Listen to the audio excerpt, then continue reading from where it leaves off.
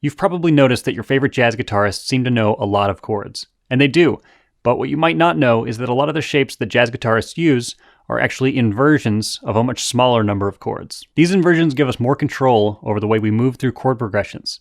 It's what helps us go from playing like this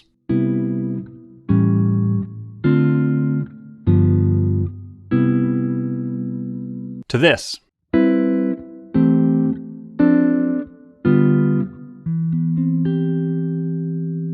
So what are inversions? Think of a C major 7 chord, stacked C, E, G, B. The inversions of this chord contain all of the same notes, but in a different order. You could stack this chord E, G, B, C. That would be first inversion. Or G, B, C, E. That would be second inversion. Or finally, B, C, E, G. That's third inversion. And each of these chords, or voicings as we'll call them, is still C major 7. But now let's put this on the guitar. For these examples, we're going to use something called a drop 2 voicing. We call it that because if you take a C major 7 chord, C, E, G, B, and you drop the second note from the top 1 octave, you get this voicing.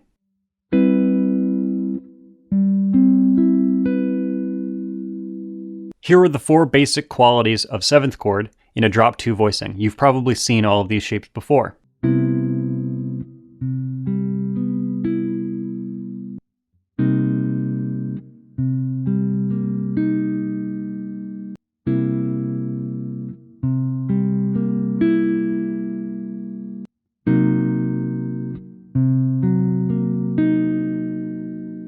If we want to find the shapes for the inversions of the C major 7 chord, then we need to take each note and move it up to the next available note in the chord. That means the C is going to move up to E, the G is going to move up to B, the B is going to move up to C, and the E is going to move up to G. And that gives us this shape.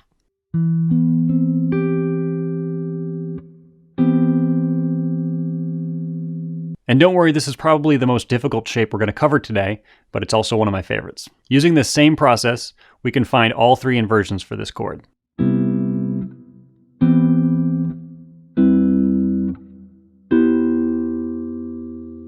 And don't forget, you can play all of these voicings on 3 different string sets.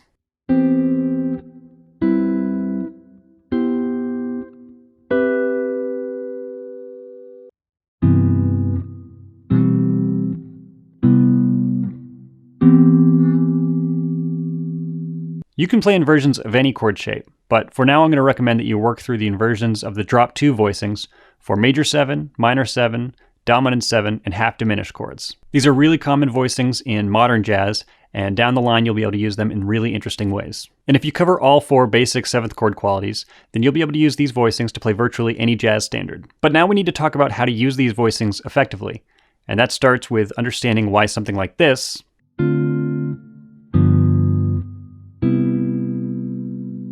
isn't really ideal. If you like that sound, then great, there's nothing wrong with it. But what we're looking for is more interesting options to move through the chord changes in maybe more sophisticated or elegant ways. This is a concept called voice leading. There isn't just one way to voice lead, but it's the idea that we're going to move each voice in the chord intentionally to create the sound that we want. And for right now, a good guideline is to move from one chord to another with as little motion as possible. Or in other words, you're going to look for the closest inversion of the next chord. Here's an example on a 2-5-1 in C.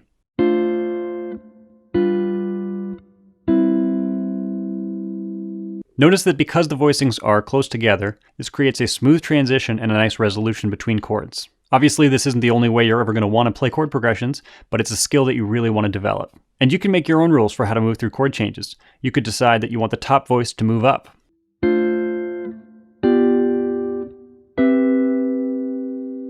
Or maybe you want the top voice to move down.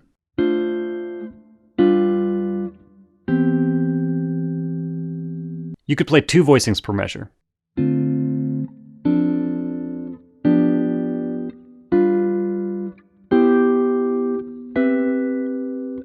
You could even play 4 voicings per measure.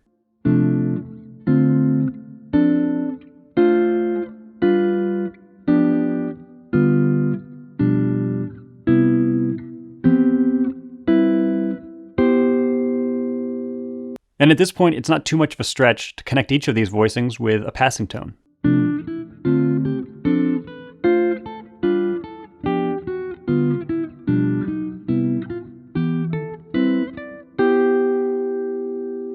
So as you can see, when we use inversions, we hugely increase our options for comping and improvising. But we're getting ahead of ourselves because there's a lot of information in front of us, and we need to approach it in a way that's going to help us make progress, but not burn out in the face of so many new chord changes. So here are a few things to keep in mind when practicing this. First, these shapes are a standard part of the modern jazz guitar vocabulary, so it can be helpful to acknowledge that at some point you're going to have to get over the hump of learning all of them. But that doesn't mean you should be in a particular hurry to learn and use all of them. It takes as long as it takes, and usually when you take your time to learn something, it means you're learning it with an element of depth, which means it's going to stick. So maybe try learning all of the first inversion shapes first, and then when you have those memorized, move on to the second and third inversions. Another way to learn this material and make it stick is to apply it to common jazz standards. I remember when I was learning this, I would spend hours working through tunes, finding different pathways for all the inversions I was learning. At first I had to really think and plan out each chord, but the more I did it, the easier it got. And eventually, you'll be able to improvise your way through a chord progression with these inversions. As an example, here's Autumn Leaves using a combination of all of these inversions.